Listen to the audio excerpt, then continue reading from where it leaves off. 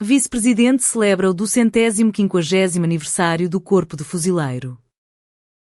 Thank you, Marines. It's great to be with you tonight. I want to thank our great Commandant, General Smith. Thank you so much for everything that you do for our Marine Corps.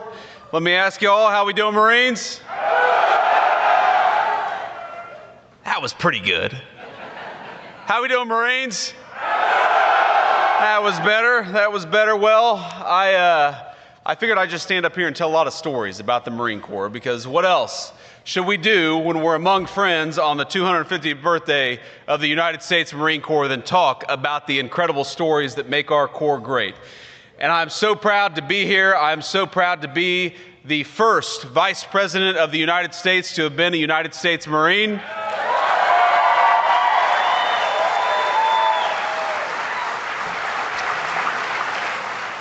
I'm proud to have so many of my dear friends from my own time in the United States Marine Corps, and I was joking with some of them earlier this evening. We were at a reception with generals and colonels and magistrates and noblemen, and I thought to myself that when we were at our last Marine Corps ball, we were drinking Jim Beam 8 stars with a bunch of corporals and lance corporals and sergeants.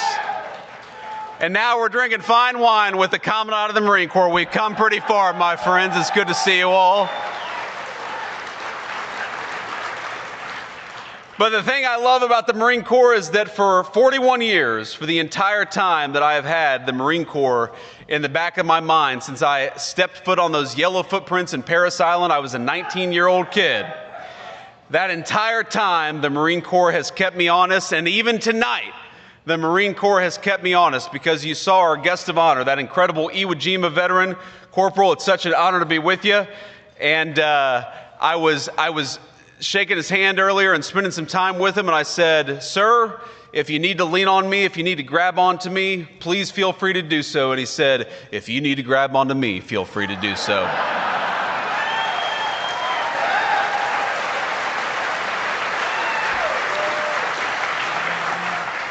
And then I shook the hand of his fellow Iwo Jima veteran, because we have a corpsman here who served in Iwo Jima. And how much, Marines, do we love our corpsmen who keep us safe?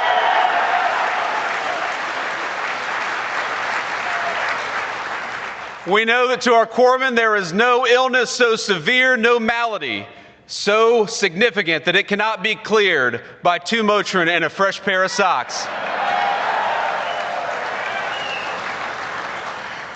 But I shook the hand of this corpsman who's probably close to 100 years old. And he said, we talked for a little bit, we chatted for a little bit. He said, you have a very nice personality. And I'm a vain politician just like all the rest of them, and I really appreciated that. And then he said, "What the hell is up with that beard?" And I thought to myself, I'm the Vice President of the United States, and this guy is busting my balls for having a beard. But that, my friends, is what the Marine Corps does, whether we're a young Marine or an old Marine, whether we're a Lance Corporal born in 2006 or a veteran of Iwo Jima. The Marine Corps keeps us honest, because it is the proudest organization of warfighters in the world, and we are proud to celebrate its 250th birthday.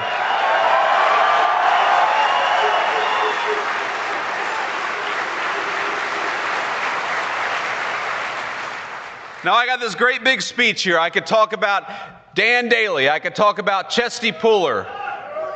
I could talk about John Basilone. I could talk about all of the incredible Marines. I could talk about my friends, some of whom came home from Iraq or Afghanistan and a couple of whom didn't.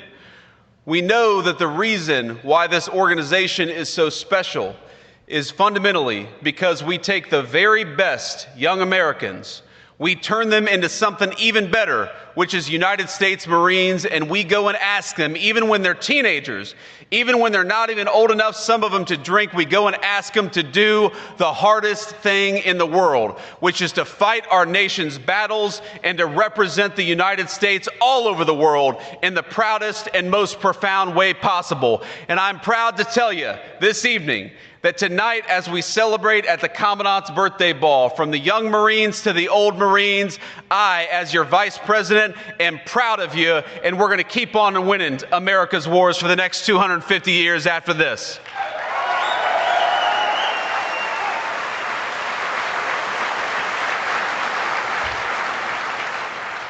Now, I remember when my cousin Rachel, she's my older cousin, my grandmother's eldest grandchild, when she encouraged me to enlist in the United States Marine Corps, and at the time it sounded like the craziest idea I had ever heard. I couldn't run a mile, much less 3 miles, and I never thought to myself that I could join the military, but I'm telling you that the confidence the Marine Corps gave me, the trajectory that it set me on has started, again, from those yellow footprints in Parris Island, led me directly from where I was then to where I stand today. And it wasn't always an easy journey, of course, these things never are, but I remember, for example, my very first Marine Corps birthday as a young recruit in Parris Island. I went to boot camp in September of 2003, and so, of course, my first Marine Corps birthday was in Parris Island. Now, I'll tell you a little story. At the time, I thought that I was deathly allergic to shellfish. And the reason I thought I was deathly allergic to shellfish is because when I was 16 or 17, I had some terrible allergic reaction. I assumed it was because of shellfish, and for 2 years, I had not touched shellfish. I thought it was the thing that was going to kill me. And so on November the 10th in Parris Island, South Carolina, I was sitting there and they served steak and lobster. And y'all know, y'all were recruits. You know how hungry young recruits get? And I thought to myself, well, on the one hand, I could be hungry and maybe save my life. On the other hand, I could roll the die with this lobster, and the very worst thing that's probably going to happen to me is a corpsman's going to take care of me. I'll get to sleep in tomorrow. And so what did my dumbass do? I ate the lobster, and I was fine, and I haven't been allergic to shellfish ever since. So one of the great things the Marine Corps can do is it can apparently cure a shellfish allergy. There are so many things I'm proud of about this Corps. One of the things I'm proud of is that the attitude and the life of service continues from the people who become generals in our Marine Corps to sergeant majors in our Marine Corps to the people who get out and lead in the civilian world. My dear friend Dave Warrington is here, the White House counsel. I'm going to embarrass Dave a little bit because though he's one of the most important people in our White House team, a brilliant lawyer, a very proud Marine, I didn't know until tonight that young David, his son, is a captain of Marines, and he's here with us tonight. So let's give it up for a family of service. There he is.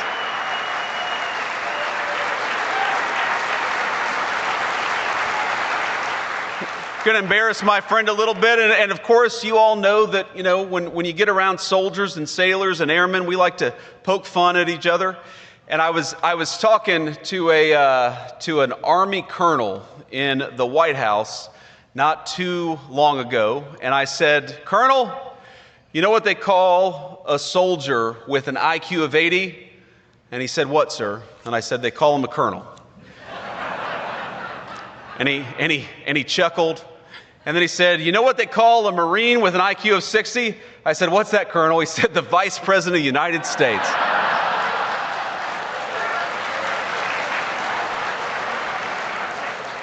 And guess what, Colonel? I've got the last laugh because your ass is going to Siberia on diplomatic duty. So I hope you had your fun in the West Wing, but unfortunately, I get the final say. That's one of the good things about this job. But let me just say, first of all, from our Department of War Secretary, Pete Hegseth, a great soldier, but a person I know who loves the Marines deeply, and of course, from the President of the United States.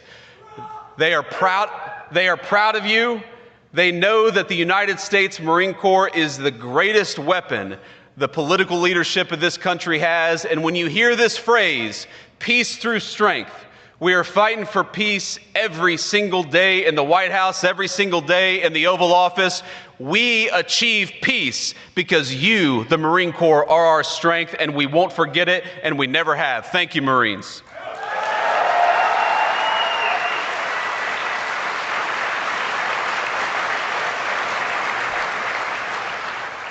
And I know we're going to do a little toast with a comment on here, but I just want to say something else, because there are two things that your political leadership cares a great deal about. I have to put on my vice president hat and tell you about it, because one of the mistakes that I think we made over the past 40 years, over my entire life, and let's be honest, it was Democrats and Republicans, this is not even a partisan point, is that we were too willing to send our Marines and our soldiers and everybody else off to war without giving you clear guidance about what you needed to do and clear guidelines for when you would come home.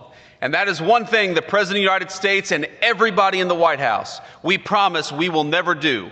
When we send you off to fight our nation's battles, we will do it with full confidence. We will give you the knowledge and the tools you need to win, and we will make it clear that your job is to kick the enemy's ass and come back home safely. That is our sacred promise from the President of the United States on down. That's what we owe every single one of you, is a clear mission and a clear promise that when you do that mission, you're going to come home safely. That's the first point that I want to make. And I want to make a second point, because we live in an era of technology. You saw it in that incredible video.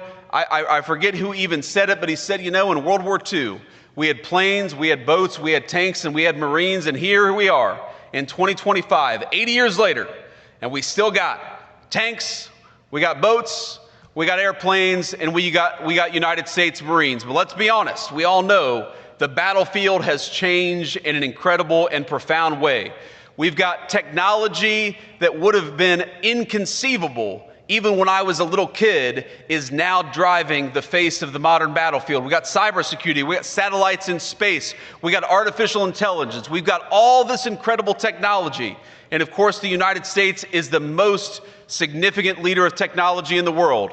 But I happen to believe that the most important warfighting technology is not a new airplane. The most important warfighting technology is not artificial intelligence or anything on a computer. The most important warfighting technology is a well-trained and well-armed United States Marine, and we won't forget it.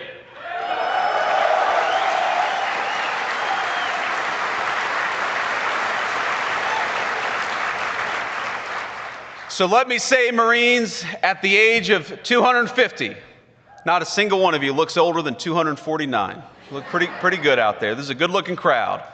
But I just want to say that everything the Marine Corps has done for me, the Marine Corps gave me great training. It gave me a sense of purpose. It gave me lifelong friends that across the political spectrum, just in the table of people that were dear friends of mine during the United States, my own Marine Corps service. We've got radical leftists and radical right-wingers, and we're all dear friends because we all bleed the same Marine Corps green. The Marine Corps has done a lot for me. The Marine Corps has done more for me than I can possibly repay. But the thing that I promise, so long as I have the honor of being your Vice President, is that I will continue to honor the United States Marine Corps. I will continue to remember that you are the most profound warfighting technology that exists on the planet Earth, and I will fight every single day on this 250th birthday of the United States Marines to make sure that the next 250 years is just as damn proud as the first 250. Happy birthday, Marines. It's an honor to be with you.